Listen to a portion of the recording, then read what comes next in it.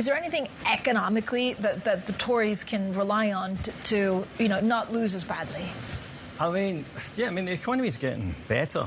But I feel that we're at the point where this isn't, it's become a cliche to say that, it's the economy stupid after, back in the 1990s. And I think that possibly worked then. But I think that now, I honestly think the GDP figures could, rocket tomorrow. We could have inflation kind of collapse into deflation. I don't honestly think it would make a difference for the Tories at this point. Nobody is giving them credit for inflation coming down, quite rightly not giving them credit because it's not, it's not them that's done it. Yeah. What has done it? It's just literally base effects. It's kind of arithmetic. So, last year prices went up an awful lot. This year they're not going up by as much.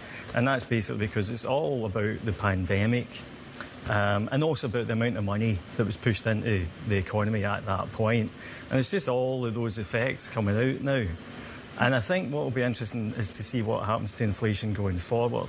Yeah. And the good thing is that hopefully what the pandemic, one beneficial side effect of that jump start was that we maybe left the deflationary world of the 2010s and we're back to something approaching normal now. Yeah.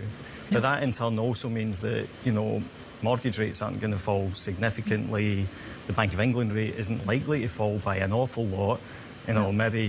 Maybe the end point for this cycle is maybe 4%, 3.5% at worst. Yep. And that, that's good, but it also means that we're not going to return to the post-2008 world that people got used to. But, John, so we could see, when do you expect, the Bank of England could cut, I guess, in August, but then it's unclear whether it's, one cut and done, given all the dynamics that are not, it's not like inflation's falling off a cliff, frankly. No, and it's likely to be kind of flat to slightly rising pick up by the end of this year. Right. So, yeah, I think markets are probably about right in pricing in 1 or 2 cuts this year.